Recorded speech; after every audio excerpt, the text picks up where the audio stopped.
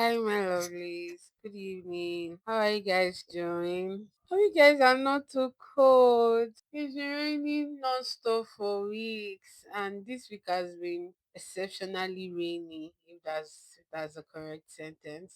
And today's rain, oh my God, it takes the cake. It's been raining since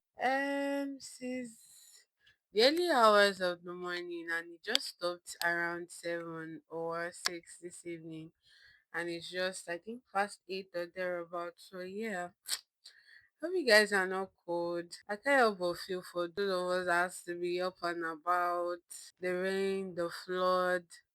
As much as the cold weather has been a relief, considering the fact that NEPA has been showing us shaky, my heart breaks for those of us that still has to be all and about, has to go to work and whatnot. But then it's cold anyways, and thank God it's the weekend. So you guys, good evening. I'm recording late today, and today's episode, Seth.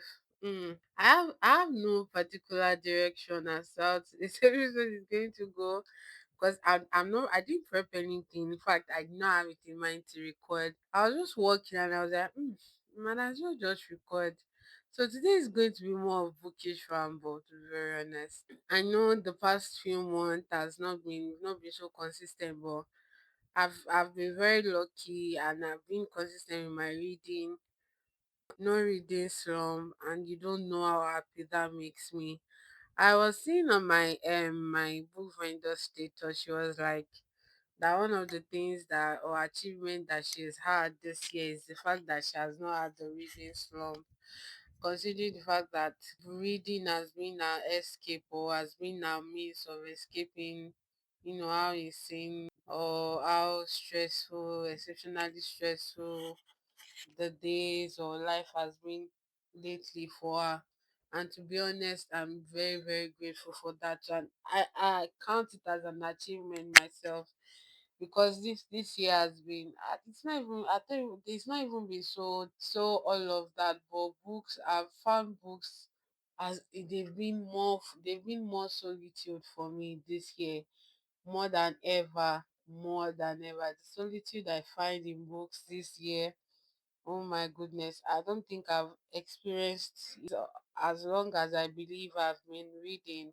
The solitude and the comfort and the, should I say, somewhere where the noise can't get me kind of feeling that I found in books this year has been over the roof. I'm sad I pick a book. I'm unhappy I pick a book. The world gets too heavy or too loud. After I speak to God about it, I pick a book. I feel insecure, I pick a book. Every feeling that comes off a little negative, I pick a book. And sometimes I'm not able to go through it at once. That's the beauty, that's the funny aspect of it. I'm not able to go through it at once.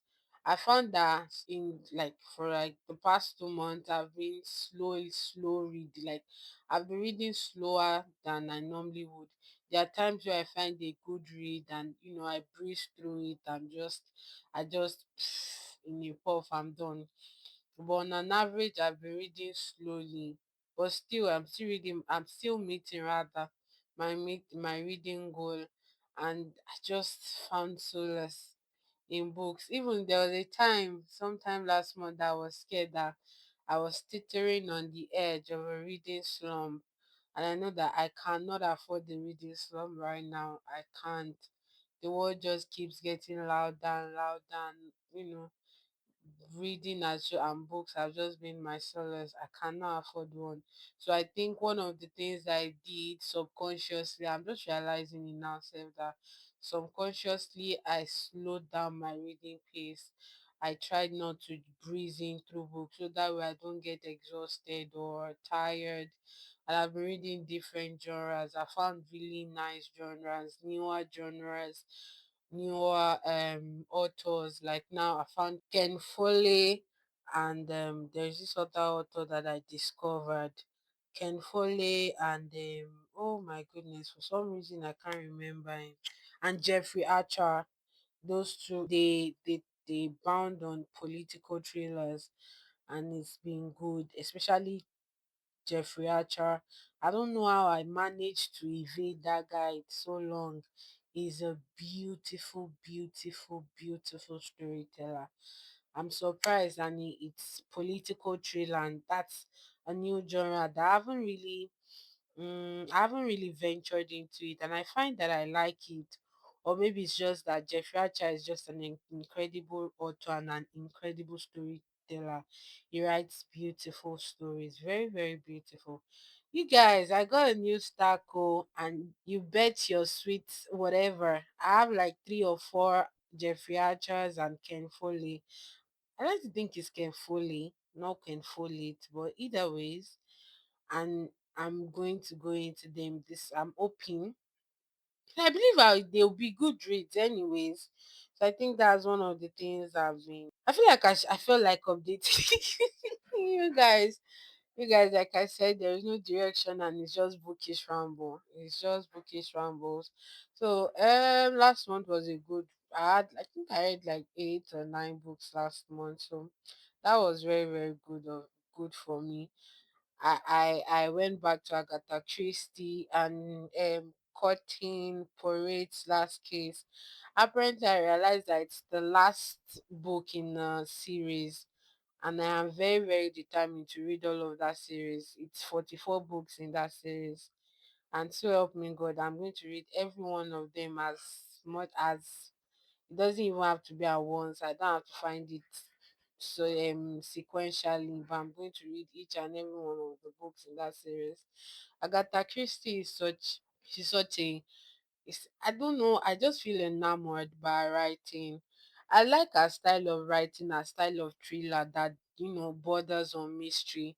It's like there are five people in a house, in a building, in a enclosed space, and one person is the villain or one person is the criminal, and she has you thinking, oh, one moment she gives you one person and you're like, oh, this is the criminal, but before you know it, something happens and you rule out that person and you get another person. So it's like a continuous cycle. I like the way she plays. She gives me something to think about. It's like my mind is always working. Who could it be?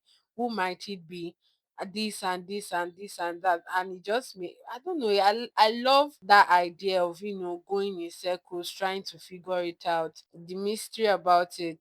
There's something about classic female classic authors.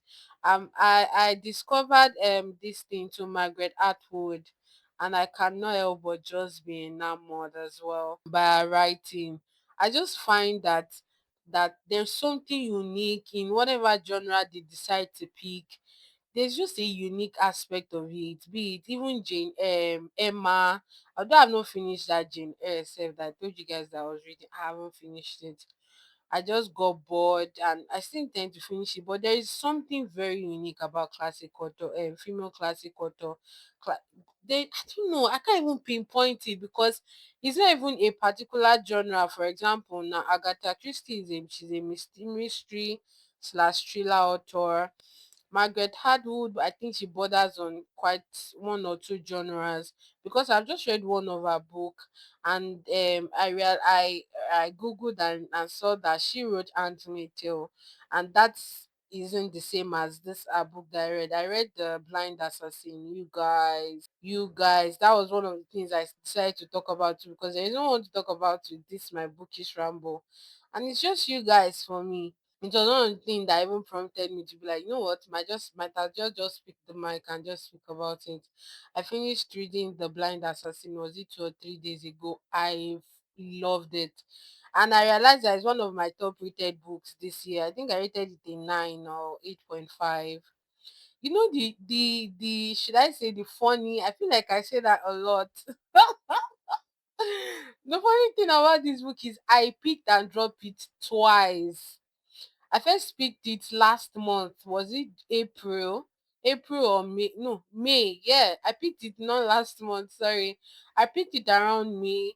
I read like 2 or 3 pages in. It was confusing. I couldn't get a hang of it. It was just not working. I dropped it. Then sometime last month too, I picked it up again. It still wasn't working. I was just tittering on it and I was like, you know what? I'm just gonna drop it. I don't feel like it. Then later when I now realized that I'd gone through my TBRs, there was no book left on my unread, or at least that was really interested. I had like two or three unread books, and my stack wasn't here yet. I hadn't it was still yet to get here. So that I have to, to keep myself busy with something. I said that I'm going to go back. One weird conception I have, or belief I have, about bulky or voluminous books are they are interesting. When you see a book that is voluminous, there's something about it. The very first pages might not entrap you. That's the weird thing about it. But that if you are able to pull through, if you're able to go through it, you find that they are very interesting.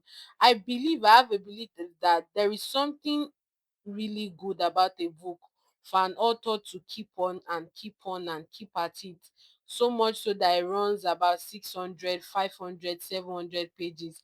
It's a very weird mentality. I feel like a lot of people are not like be about it, but it's just something that I hold on to. And that was what brought me back to this Blind Assassin. The book is quite voluminous, about 600 and something pages or thereabout. And I kept looking at it and I was like, this book is large, it's voluminous, it's big. There has to be something in it. And besides, Margaret Atwood, she has a reputation. I've read about her a lot. I've seen one or two or three of her books. I just felt like I had to get on the bandwagon of, people that have read this woman, this lady's books. And then I now reminded myself again that 70% of all of my top 10 of my overall or all-time favorite books, I picked and dropped them like two or three times before I eventually saw through it. I'm not even joking. 70%, 85% of my overall all-time favorite books, if I were to start naming them, and my all-time favorite authors, I can say for a fact that I didn't go through finish it the moment that I picked it. Even my top authors are books that when you pick them, when another person pick them or an average reader picks them, they will find them very boring or just out of style or out of the old things. So that was the other thing that just made me be like, nah, I will see to the end of this book. And I'm really glad that I did. It was a slow read for me because the book itself is a slow, it builds up. It's quite slow. The book is quite slow. I think that was why I had issue with it from the beginning. I'm used to 50% of my books are fast to medium paced, and even the slow ones are not so slow per se. So I think that was one what I had issues with. And I just loved it. I love the twist, the turns. I wish I could go into it, but there's a level of complexity to it that I don't think no matter how much I try to talk about it, that I'm going to do enough justice to it. And another thing that I loved about The Blind Assassin was the complexity of the book. I'm a reader. I'm a type of reader who derives pleasure in the escapism and whatnot. But before that, the escapism in reading is like probably um comes up as probably the bottom five or the bottom fifth. One of the first things or the things that I look out for in a book is complexity. I am drawn towards books that has complex themes, or even if their themes are not complex, that the essence of the book or books rather, any whichever, lies on a bit of complexity. I don't exactly want it easy when I'm reading a book. In fact, I rate a book, or I'll yes, I rate a book on how much complexity or how much it's able to make my brain work. That and how much emotion is able to evoke in me. Is it that whatever type of emotion? It could be anger, it could be bittersweet, it could be happiness, it could even be just plain old sadness or melancholy. But those two things are one of the first things or the major things that I look out in a book, or I look for in a book. There has to be a sort of intellectualism for me. It's not just escapism, it's not just reading to pass time. Like my brain has to be working. Like it's escapism is like the goes to the fourth or the fifth tops, like maybe the fifth reason or the fourth or the sixth or tenth even. But you see the intellectualism of the author, the ability of the author to craft words, to craft personas, identities, characters, is just that just gets to me. And yeah, Margaret Atwood in this place, she killed it. That's the best way I feel like I could come up with it. You guys know I could go on and on in adjectives when I love a book, and in such a slowly manner. Like that's another thing that even made it really, should I say, really interesting. Is it's not romance per se, it's not romance, it's like a historical, is historical fiction. But the way she slowly builds, for the first 10 to 15, 10, 10, 5 chapters, I can tell you I was very, very, very confused. I was very confused, and even till the end she had me on my toes. Like she still had me on my toes. She gave us what's this word they use when you thrilling this, and I didn't even see it coming. So even till the end, when I had gotten to a passion or the part of the end that it seemed like, oh, the story is coming together, it's woven together, still I was still on my toes. I was still figuring out. I still had to Google search some things. In fact, I've mandated myself that I have to read that book again, that I have to read it from the knowledge, from the pinpoint of someone who has knowledge, or a particular, to a particular degree, so I could see the book in another light, or see some clues and hints that is missing. That book is like hints everywhere, and but you wouldn't know it until you're done or you've gotten to a part of the book. She just had me everywhere, and not in a excited or in a fast-paced manner. That's what just interests me. I just kept going slowly and slowly and slowly, and still then she still had me on my toes. Like, you guys, you know how I get. I want to be as concise and as precise as possible, and not just going on and on and on, to be very effective in my communication. But I told Azel, that's the name of my book vendor. I told her that I'm going to read every one of her books. I don't think she has that much books, but I'm going to read each and every one of them that I can find. I'm on a hunt and on a mission, especially the Handmaid's Tale. Thank God I haven't watched the movie adaptation. I'm glad I haven't. Otherwise, I probably won't be able to watch it. And also, you guys, I read that I use somebody by Noila Ofoilan. Her name is so hard to pronounce. I find that people with the Irish have really hard pronunciations of their name. Like the spelling and the pronunciation are words apart. Like you can never guess it right. Their names and their spelling very, very different. I don't know how that's possible.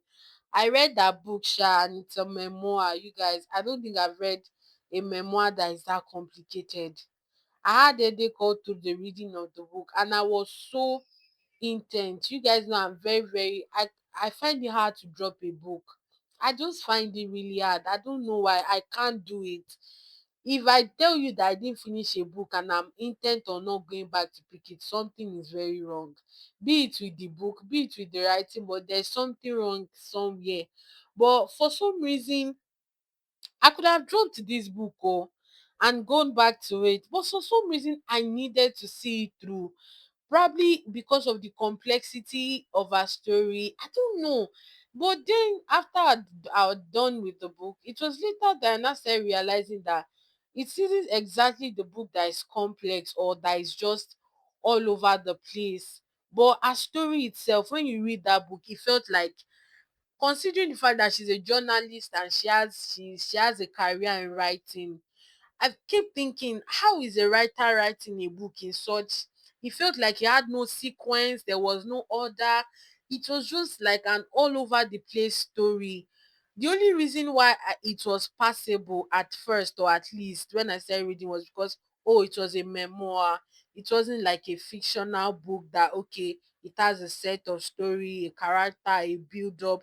But even then, it was just like scattered, scattered, scattered. There wasn't order, there wasn't a sequence, nothing followed nothing. Sometimes she would say a story, and so you have to reference it like 3, 10 chapters before.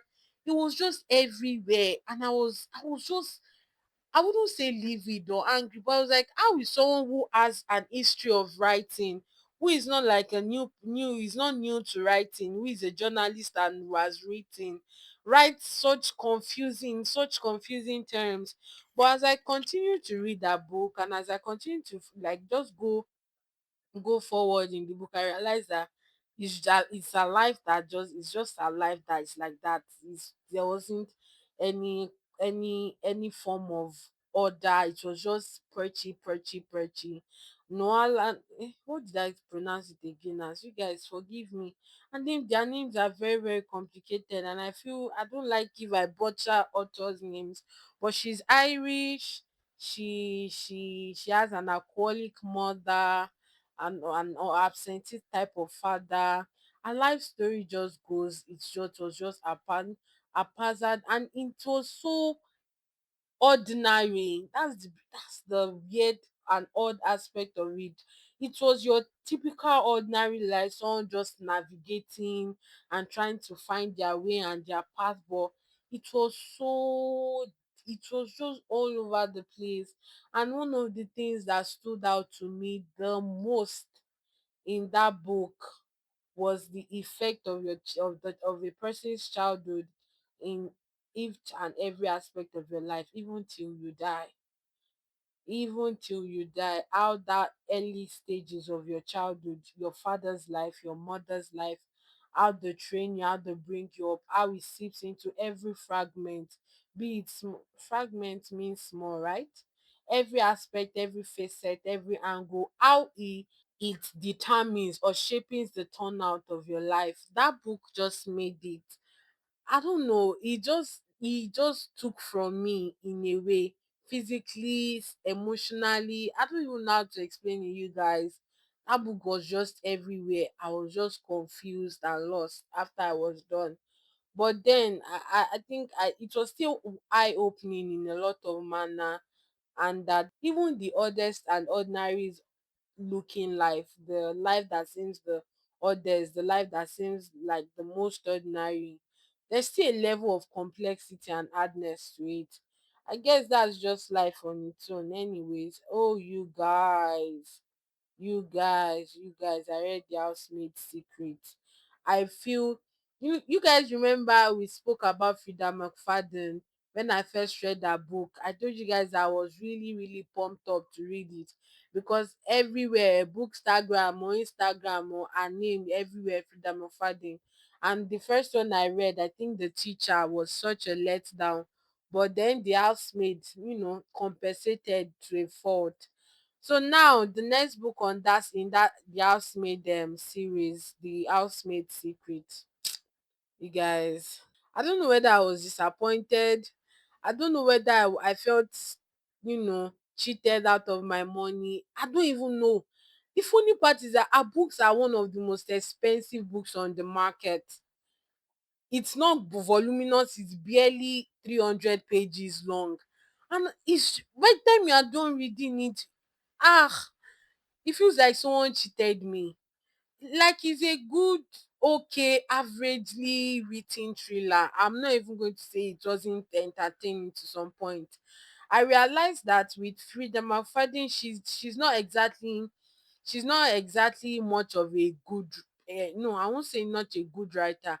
She's not exactly much of a um plot. She doesn't have good plots per se, but she does well in the momentum aspect.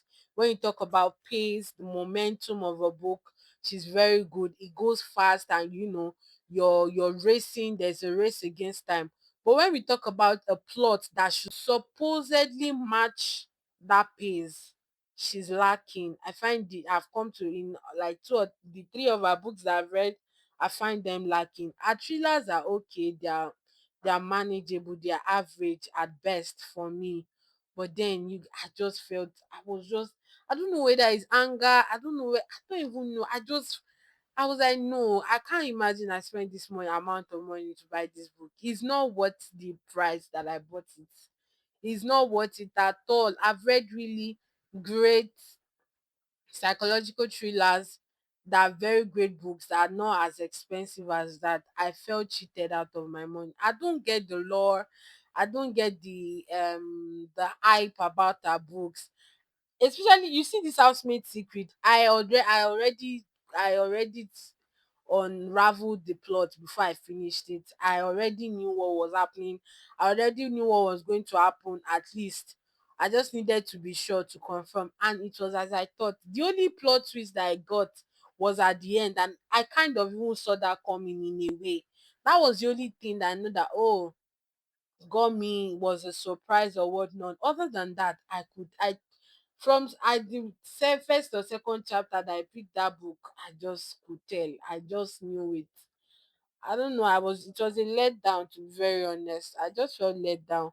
Although I got two of her book, because when I read that, The Housemaid, I felt a bit pumped up that okay, The Housemaid seemed quite interesting, and I kept seeing other titles that people were hyping. I should have known better, man. I really should have. I haven't read that other one, Sha. When I read it, that you guys know, I'm going to come back and give you guys feedback. But it was not it at all. I was just let down. It was good. It was okay. It's something you read. I think I read it in a day, like under 4 or 5 hours or thereabout. So it's just your average thriller, something you pick up and just breeze through it. I think it's the money I spent on it that is just paying me, to be very honest. The money is not worth the quality of and even quantity itself is not worth it. You guys,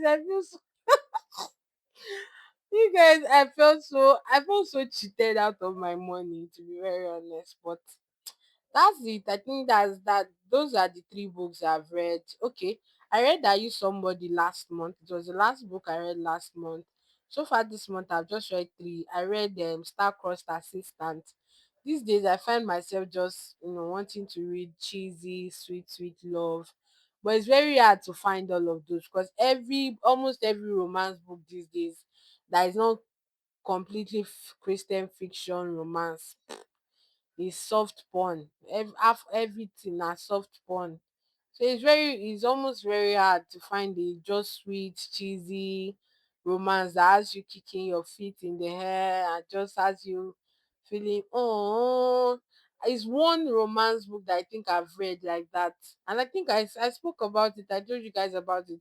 There wasn't one sex scene in that book. It was just sweet all through, and I just found myself really gushing and that kind of thing. But anyways, it is what it is, you guys. Today is just bookish ramble. It's just bookish ramble. I don't want us to go into deep, but books have been my solace, man. Books and the Holy Spirit this year. This year has been this year. Let me see more than that. But books, they've been an escape and a comfort and a solace for me. I really hope people find books that find such solitude in books, and that for books to be that the drug they would rather be addicted to. Because it's so, I don't know how to explain it, you guys. It's out of the world, out of the worldly kind of feeling. It's even the funny thing that I've come to realize it itself of recent, that whenever I'm reading, I'm not I'm still these days, oh, I'm still even very, very aware of my surroundings. There are some books that when I read, time literally stops or I just feel transported. But most often than not, I still feel very, very aware of my surroundings. So the escapism isn't particularly escapism. Oh Jesus. I know you guys just manage me like that. I know, just manage me like that, but there's still this solace that you get. It's like you're tuning out the world, all the noise, all of you guys. I know it's a bookish ramble, but still there shouldn't be too much rambling. But anyways, you guys, that's it. That's my bookish update so far for last month and this month beginning. hopefully next week, next episode, I'll be able to come up with something that we go into, we'll really talk about. But thank you guys for rocking with me. You guys use Tick Duvel. There's code though, and I'll be seeing you. You guys will be hearing from me. Bye.